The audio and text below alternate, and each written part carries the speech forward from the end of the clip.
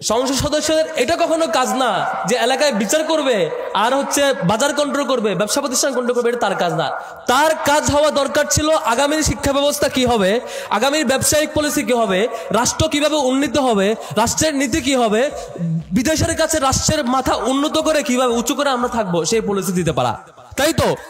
কিন্তু যে এমপি পদপ্রার্থীর ব্যাপারে আপনি মনে করেন এই লোকের পক্ষে এটা সম্ভব না, অন্তত এই দেশটার পলিসি নিয়ে চিন্তা করবে, যে লোকের ব্যাপারে এটা সম্ভব না সে শিক্ষা ব্যবস্থা কি হবে, যে লোকের ব্যাপারে এটা সম্ভব না রাষ্ট্রের ব্যবসায়িক পলিসি, দেশীয় পলিসি, আন্তর্জাতিক পলিসি এবং সামগ্রিক উন্নত কিভাবে হবে, এই লোকটা দিয়ে এটা সম্ভব না। এই লোকটা দিয়ে খালি সম্ভব বিচার সালিশ করা আর এলাকা এলাকা ঘোরাঘুরি করা, তারে ভোট দেওয়া যাবে না। এই একটা কমিটমেন্ট আমাদের নিতে হবে। কারণ আমাদের এর আগে হয়েছে যে সংসদ সদস্য সংসদে গিয়ে দাঁড়াইছে, একটা বক্তব্য দিয়েছেন, তারপর তার দলের প্রধান একটা প্রস্তাবনা দিয়েছেন, তারা হাততালি দিয়ে সব পাশ করে ফেলছে।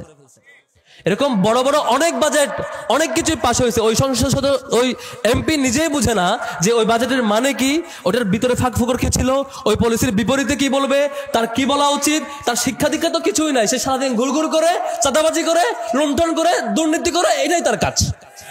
আমরা এটাকে লাল কার্ড দেখাবো ইনশাআল্লাহ।